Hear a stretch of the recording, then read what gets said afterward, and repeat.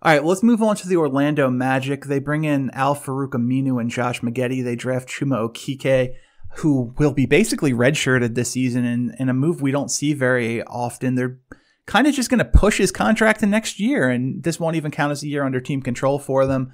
They lose the great Timothy Mozgov, and they bring back the rest of their core, Vucevic, Terrence Ross. They bring back MCW and Kem Birch. What do you think of this Magic team? It's interestingly conceived in the Hammond way, where defense first, and Mm. I mean, it's cobbled together nicely. I mean, the one key piece here, obviously, that we haven't talked about is, or that, yeah, we haven't talked about much really at all is Fultz, Sorry, and who? Who's that? yeah, that's right. That's right. And like how will Mo Bamba step up? So there's an interesting ceiling with this team. I don't think they'll reach it, but when you look down their roster, I mean, it's just athlete after athlete after Hmm. athlete, and definitely some calculated risks for Orlando. I don't see many of them panning out the way that they'd probably hope, but you have to give them credit for at least just trying to go the athlete route and trying to strike gold the way that they did with Giannis in Milwaukee. Yeah, and I think I think Jonathan Isaac is a guy with a gigantic upside in Orlando who's just kind of Hmm. scratching the surface of what he's going to be able to do. I think he's going to be a guy who could probably guard four positions, and once that jump shot comes, he's going to be kind of Giannis light. I mean, Giannis very light, but Giannis light Yeah. in how he plays. For me, the question is the backcourt. Hmm. This is a good year to be the Magic if, when we're looking at a potentially incredibly deep point guard draft. I don't, I think they'll probably be in contention for a late playoff spot, but it's going to be up in the air. Fultz has been inconsistent this preseason. He's shooting very poorly, except for this recent game against the 76ers. Turning the ball over Of a ton, course. but that can be chalked up to rust. He's over 4 from 3 and doesn't look even kind of comfortable.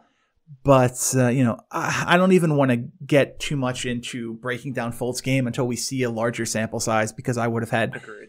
very different feelings about him early in the season than obviously at the end of the season last year for Philadelphia. I think Fournier is a weird fit because he's such a defensive liability. He's the odd duck here Hmm. with this team, and he's such an inconsistent 3-point shooter.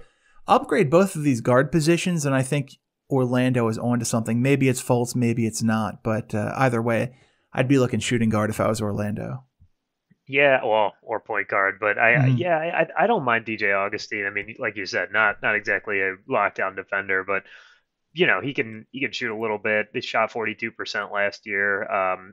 Pretty solid for a point guard that's as small as he is, and he's carved out a decent niche. But he's not, the starting point guard ideally on any kind of good team. Right. But like you said, I mean, you brought up Jonathan Isaac, and I think that in that mold, we still don't feel like we know what Aaron Gordon is, do we? Hmm. Like, I mean, even though they re-signed him to the big deal, and then obviously Isaac is there, and then of course Mo Bamba is there, and Vucevic is there in front of him. So it's a very talented front court with a variety of different types of bodies, but I just don't know how it all fits together.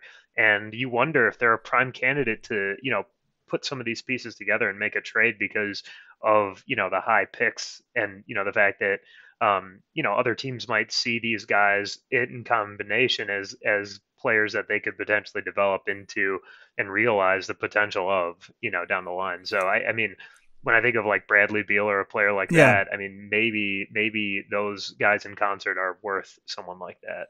Well, then the other name that comes to mind immediately is Buddy Hield, who is having some Oh, contract disputes with Sacramento right now. and he had one of the all-time. We'll talk about them in a minute, Mhm. but he had one of the all-time quietly great Yeah. three-point shooting seasons last year. So yeah, I mean, if you could fit him in, and he would be a good fit on this team because they would let him shoot all day, and that's exactly what he needs to be in. Yep.